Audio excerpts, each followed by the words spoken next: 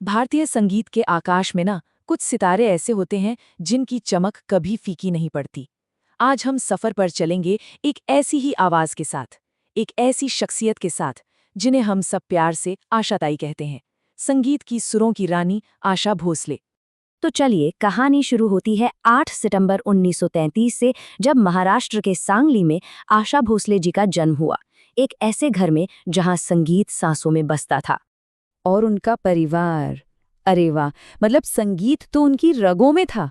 उनके पिता दीनानाथ मंगेशकर खुद एक बहुत बड़े शास्त्रीय गायक और एक्टर थे, और उनकी बड़ी बहन लता मंगेशकर को तो कौन नहीं जानता। ऐसे संगीतमय माहौल में पली बड़ी आशा जी ने अपना एक अलग, एक नया रास्ता बनाने का सफर शुरू किया। और जरा सोचिए, ये सफर कितना लंबा चला। 1940 के दशक में उन्होंने अपना करियर शुरू किया और 7 दशकों से भी ज्यादा समय तक संगीत की दुनिया पर राज किया। ये अपने आप में एक मिसाल है। तो अब चलते हैं उस गोल्डन एरा में, उस सुनहरे दौर में जब आशा जी की आवाज ने सचमुच घर घर में धूम मचा दी थी और उन्होंने अपनी एक बिल्कुल अलग पहचान बनाई। उनकी कामयाबी में ना 2 लोगों का बहुत बड़ा हाथ रहा। एक थे ओपी नैयर और दूसरे यकीनन आर.डी. बर्मन।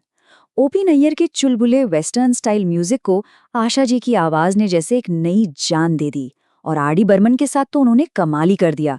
उनके एक्सपेरिमेंटल और जोशीले संगीत के साथ मिलकर ऐसे ऐसे गाने दिए जो आज भी सबकी जुबान पर हैं।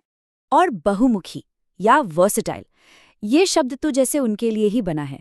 मतलब आप सोचिए, एक तरफ रोमांटिक गाने तो दूसरी तरफ कैबरे, फिर दिल को छूने वाली गजलें, और फिर वो गाने जिन पर पैर खुद ब खुद थिरकने लगें, यानी पॉप। उन्होंने हर रंग में अपनी आवाज को ऐसे घोला कि हर अंदाज उनका अपना हो गया।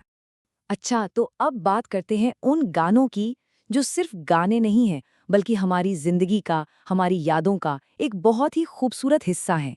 जरा इस लिस्ट पर नजर डालिए।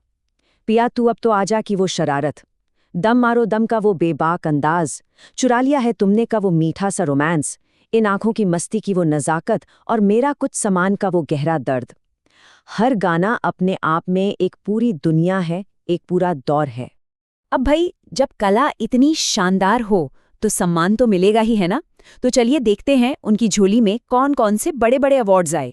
ये नंबर देखिए जरा, 7 बार उन्हें 7 बार बेस्ट फीमेल प्लेबैक सिंगर का फिल्मफेयर अवार्ड मिला। ये कोई छोटी बात नहीं है, ये एक बहुत बड़ा कीर्तिमान है। और रुके, लिस्ट अभी खत्म नहीं हुई है। उमराव जान और इजाजत जैसी फिल्मों के लिए उन्हें नेशनल फिल्म अवार्ड्स भी मिले। फिल्म फेयर ने उन्हें लाइफ टाइम अचीवमेंट अवार्ड से भी नवाजा, और यहाँ तक कि ग्रैमी नॉमिनेशन भी।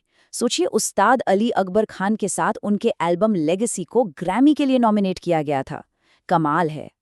और बात सिर्फ फिल्मी अवार्ड्स की नहीं है, भारत सरकार ने भी उनकी कला को बार बार सराहा। देखिए, 1997 में पद्मश्री, फिर 2000 में भारतीय सिनेमा का सबसे बड़ा सम्मान दादा साहेब फाल्के अवार्ड, और 2008 में देश का दूसरा सबसे बड़ा नागरिक सम्मान पद्म विभूषण। क्या सफर है! चलिए, अब इस कहानी के आखिरी पड़ाव पर चलते हैं, और यहाँ हम उनकी विरासत को कुछ आंकड़ों से समझने की कोशिश करेंगे। हालांकि ये हम सब जानते हैं कि उनकी कला को नंबर्स में बांधना नामुमकिन है। 20 से भी ज्यादा भाषाओं में उन्होंने गाने गाए हैं। मतलब उनकी आवाज की कोई सरहद नहीं, कोई सीमा नहीं। और एक बार फिर इस बात पर गौर कीजिए, 70 साल से भी लंबा करियर और हजारों हजार गाने, ये सिर्फ टैलेंट नहीं, ये समर्पण है, ये तपस्या है। तो कुल मिला के बात यह है कि आशा भोसले सिर्फ एक नाम नहीं, सिर्फ एक गायिका नहीं, वो एक एहसास है, भारतीय संगीत की एक अमर आवाज। और आखिर में बस एक सवाल, कि जब एक आवाज, सिर्फ एक आवाज, पीढ़ियों तक एक पूरे देश की धड़कन बन जाए, तो उस विरासत की गूंज असल में कैसी सुनाई देती होगी।